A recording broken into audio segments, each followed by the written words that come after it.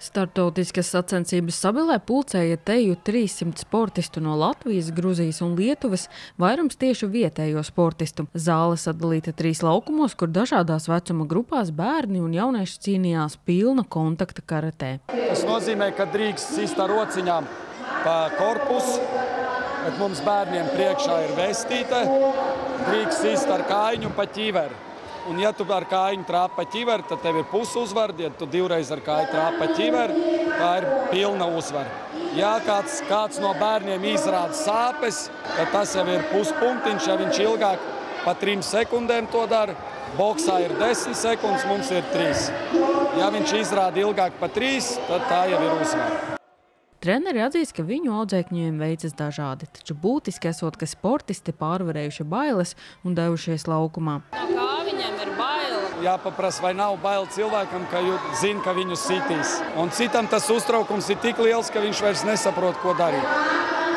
Galvenais ir pārvarēt savu uztraukumu. Ja viņam tas izdodas, tad jau ir uzvarējis sevi un ir kļuvis nedaudz spēcīgāks nekā bija vakar. Tieši tāpēc šis sporta veids vairāk esot domāts nevis pretinieka, bet sevis uzvarēšanai.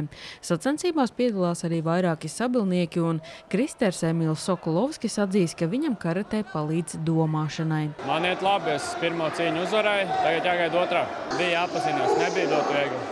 Kas tev ļāva uzvarēt? Man uzticība. Pārliecināšanās par sevi.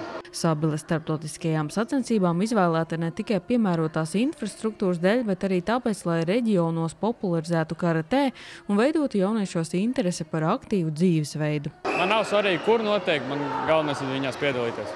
Varbūt tavējie vairāk var atnākt paskatīties, kā tev iet? Jā, tas ir ļoti forši, kad mamma un tēvs var atnākt apskatīties, kā dēls cīnās. Piedalīties sacensībās, atbraukt nokauties 3 cīņas ir galīgi viegli.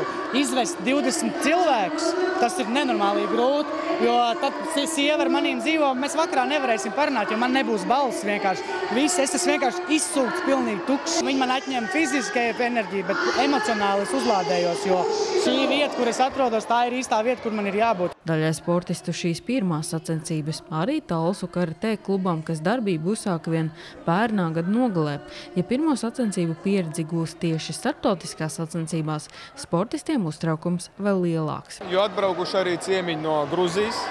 Viņi tādi gruzīņiem ir savādāk treniņi, viņi tur trenējās diezgan trakāk, jā. Mazākiem tas ir vairāk uztraukums, bet lielāki, kas jau ir pieredzējuši, pretinieks ir pretinieks. Viņam arī ir stress, jā. Nav tā, ka viens baidās vairāk. Tikmēr februārī Tukumā gaidāms Ārņa Kraukļa piemiņas kauss, kas būs vēl nopietnāka mēroga sacensības un pulcēs vēl vairāku valstu dalībniekus. Sanita Liepiņa, Terēza Matisone, TV9 Pakalni.